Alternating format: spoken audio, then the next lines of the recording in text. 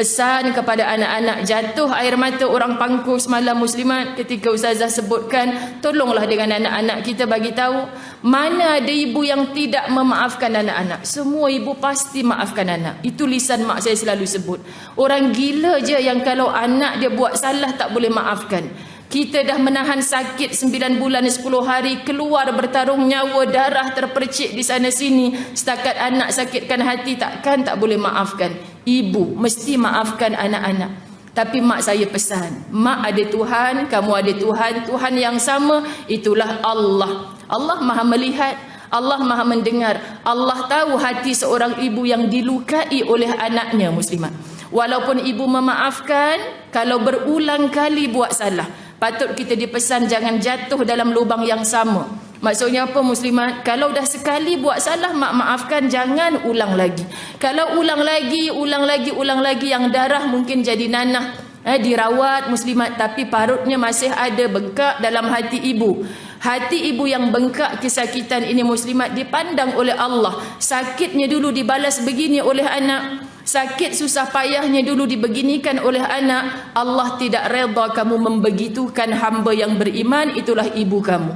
Lalu duhai anak, takutlah kamu dengan ancaman Allah. Kamu telah menyakiti hati ibu yang mulia itu. Maka ibu lisannya memaafkan, takut Allah tidak memaafkan perbuatan kamu. Sebab tu pesan ke anak-anak, jangan takutkan anak-anak dengan makhluk. Kalau kamu buat macam ni, malulah mak dengan jiran. Kalau kamu buat macam ni, malulah kita dengan saudara-saudara kita. Ini takkan lekat di hati. Tapi kami selalu ditakutkan, ingat, kalau buat lagi Allah tak pernah buta, Allah tak pernah tuli. Maka muslimat, kita akan berpisah jasad, tapi nanti dekat syurga bertemu balik. Kalau yang mati tu insya-Allah dalam baik, yang bakal mati ni pun teruskan kebaikan. Sebab tu hari ni anak cucu ziarah, buat apa saja kebaikan, niat untuk arwah nenek sekali sayang.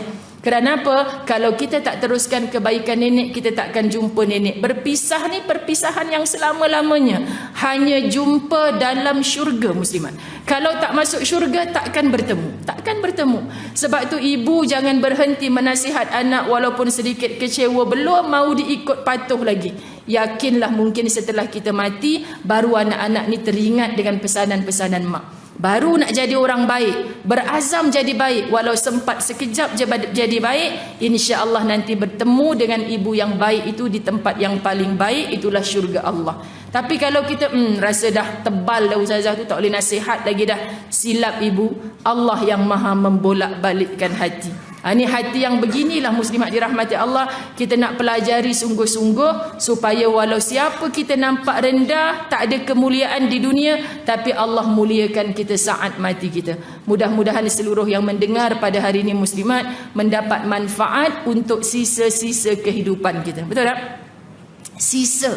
Kerana semua kita ni sedang dikepung oleh ajal. Sama ada saya dulu, seluruh yang mendengar ni pasti hari-hari ada kematian. Lagi-lagi menjelang Ramadan muslimat. Lagi nak Ramadan, lagi kerap kita mendengar kematian. Allah Tuhan tak sempat berRamadan orang tu. Patutlah dulu kita disuruh berdoa, wahai Allah, andai Ramadan ini yang terakhir buatku, jadikan ia pembuka pintu syurgamu untukku. Hapuskan dosa-dosaku dengan Ramadan ini.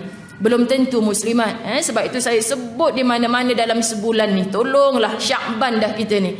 Tolong perhatikan mana hutang puasa fidyah yang belum selesai. Masuk Ramadan betul-betul elok. Kerana apa kata Nabi? Hanya ada 4 golongan yang tidak akan dirahmati dalam bulan Ramadan yang penuh berkat. Ini saya ambil peluang untuk bagi tahu muslimat sebab kesian. Ada orang tak sabar-sabar nak Ramadan. Ustazah, hari ni 3 Syakban, kita tukar jadi 3 Ramadan. Boleh tak Ustazah? Ramadan sepanjang tahun pun tak apa. Sahabat-sahabat Nabi pun minta, Rasulullah, doamu tak pernah dihijab oleh Allah. Doalah minta Ramadan sepanjang tahun. Kalaulah Nabi angkat tangan doa begitu, muslimat demam kita hari ni. Ramadan sepanjang tahun. Jadi muslimat dirahmati Allah, Nabi tak pernah bertindak ikut sahabat kata doalah biar Ramadan sepanjang tahun. Nabi bertindak ikut wahyu, bukan mengikut nafsu, bukan mengikut momokkan daripada pengikut-pengikutnya, bukan muslimat. Maka Ramadan hanya setahun sebulan sahaja dalam bulan Ramadan. Tidak akan dapat rahmat. Pertama, orang yang pemabuk, minum arak. InsyaAllah selamat belaka ni. Kan ada yang minum arak malam tadi? Ustazah ni biar betul. Tak ada. Tak ada muslimat. Kalau dulu pernah ustazah sikit kita bertaubat dah. Mudah-mudahan Ramadan ini kita beroleh rahmat. Dua, tidak akan beroleh rahmat dalam Ramadan yang dijanjikan penuh rahmat. Semua layak dapat rahmat. Tapi orang ni tak dapat rahmat. Siapa? Derhaka kepada ibu dan ayah. Subhanallah muslimat. Derhaka kepada ibu dan ayah. Maka sebelum masuk Ramadan, bukan tunggu pagi Syawal, sebelum Ramadan bertemulah. Sebab tu biasa lazimi minggu-minggu akhir balik kampung. Sebab apa? Minggu depan nak Ramadan. Kalau boleh buka puasa pertama tu bersama dengan ibu dan ayah. Kerana apa? Muslimat nak ambil barakah. Satu hari ataupun malam pertama bersahur itu bersama ibu dan ayah. Sembang penuh kemuliaan. Mak, ingat tak dulu cik pernah sakitkan hati mak kan? Ampunkan mak, maafkan mak. Orang yang derhaka kepada ibu dan ayahnya tidak akan dirahmati dalam bulan Ramadan. Nak panjang lagi ni, banyak muslimat. Orang Pangku dapat rezeki semalam ni 1 jam bab orang yang tidak dapat rahmat Ramadan saja. Yang ketiga, muslimat dirahmati Allah, orang yang putuskan silaturahim. Biar puasanya bagi nak rak, biar sedekahnya berganda-ganda, biar tarawihnya 20 rakaat tiap malam, tidak mendapat rahmat Ramadan sebab dia putuskan silaturahim. Cek kita muslimat. Mana yang kita pernah, Allah ustazah saya tak bertegur dengan jiran 3 tahun. Petang ni hantar cekodok kat rumah dia, tolong. Tak buka pintu ustazah kan? Ada besok try lagi. Nanti 29 Syakban try lagi, ucapkan selamat berramadan muslimat. Dia tetap tak buka pintu. Allah tahu tak kita sedang berusaha. Mudah-mudahan di sisi Allah selesai. Walaupun hamba Allah itu masih keras hati tak mau memaafkan. Tolong ibu jangan masuk ke Ramadan dengan ada yang putus silaturahim di kalangan kita. Macam mana nak tahu putus silaturahim ke tidak tu? Hati ada benci. Saya ustazah 40 jiran tapi rumah hujung tu tak pernah bertegur siapa. Benci ke dengan tu? Tak, bukan benci sebab dia keluar pagi balik malam tak pernah jumpa. Itu bukan putus silaturahim. Orang yang putus silaturahim ni yang memang menyampah. Tengok tengah angkat kain, nampak jiran balik, cepat-cepat masuk dalam rumah. Pasal apa? Ada benci lah tu. Muslimat, cek hati. Kalau ada benci hingga putus silaturahim, tolong perbaiki sebelum Ramadan. Akhir, ada sebesar zarah sifat dengki dalam hati. Ada dengki dalam hati, tak layak kamu mendapat rahmat dalam Ramadan. Siapa cakap? Nabi. Masya Allah muslimat. Tapi kita sibuk Ramadan Karim, penuh dengan kemuliaan Ramadan. Tapi perbuatanmu termasuk salah satu 4 golongan tu, Ramadan itu menjadi sia-sia, tidak layak kamu dirahmati Allah dalam bulan Ramadan. Maka muslimat Ustazah Zai dari hati menyeru sangat, tolong jangan ada yang masuk ke Ramadan dengan 4 golongan ini. Macam mana susah payah usahakan untuk clear dalam Syakban ni. Masuk Ramadan kita tersenyum, bukan zahirnya saja tapi hati kita penuh ketenangan. Sebab buat amal sikit pun Masya Allah rahmat. Buat amal sikit rahmat. Orang yang dimatikan dalam suasana rahmat bulan Ramadan penuh dengan kemuliaan muslimat. Tapi kita mengharapkan indah sebulan tu mati bulan Ramadan, bulan penuh mulia. Tapi dia termasuk dalam 4 golongan ni, satu rahmat Allah pun tak sampai pada dia. Kesian. Jadi Ustazah kesian ni maksudnya tolong ingatkan. Sebab Ustazah Zai tahu dah, yang depan Ustazah ni tarawihnya insya-Allah hebat, puasanya lagilah tak pernah tinggal, sedekahnya berganda-ganda dalam Ramadan. Sebab depan Ustazah ni semua orang yang on the way nak mencari jalan pulang bertemu Allah. Tak ada jalan lain muslimat. Hanya Allah, Allah, Allah, nak cari redha Allah. Jadi sayanglah muslimat kalau kita masuk ke dalam Ramadan masuk 4 golongan tu. Tolong sebar-sebarkan di mana-mana. Jangan berramadan dengan salah satunya. Kita anak muslimat cepat-cepat minta kepada ibu dan ayah. Kalau kita ibu dan ayah, tolong nasihatkan anak-anak. Kamu dah berapa bulan tak bertegur dengan ayah kamu tu. Kamu nak masuk ke dalam Ramadan macam ni. Ayah nasihatkan, berapa lama dah kamu sakitkan hati mak. Kalau kita kakak, abang, adik nasihatkan adik-beradik kita, jumpalah mak ayah. Kesian kamu lapar dahaga bulan puasa tak dapat rahmat apa. Siapa cakap? Ustazah Zai pinjam kata-kata Nabi Muhammad sallallahu alaihi wasallam. Baik muslimat, kita teruskan. Bukanlah mudah menyusuri jalan itu. Tetapi dengan ketabahan ini insya-Allah pasti akan diperolehi. Apa yang benar-benar diharapkan ialah keredaan darinya. Apa yang benar-benar diharapkan darinya? Itulah muslimat dirahmati Allah, mardatillah, keredaan Allah. Jadi Abdul Aziz Ismail mengajak kita muslimat dalam nukilannya, semua kita ni berdosa. Nak bersihkan diri daripada dosa, kena betulkan hati.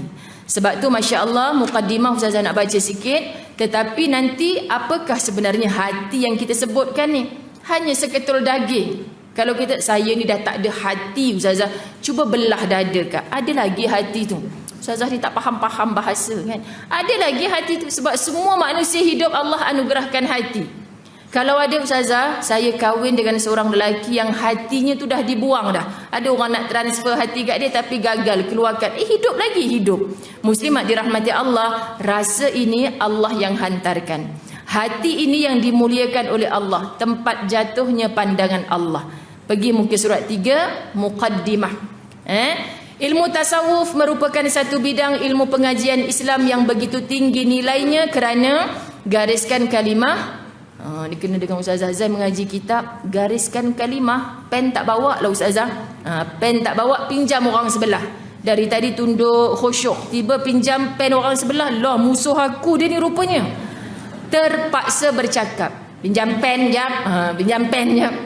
Muslimat, rupanya Allah yang terdudukkan kita sebelah orang tu. Sebelum ni macam cari-cari bulu ayam. Tapi sebab dah terduduk sebelah, Kak Teh kata, tolak saya rasa rapat sikit. Tiba-tiba terduduk sebelah musuh. Contoh.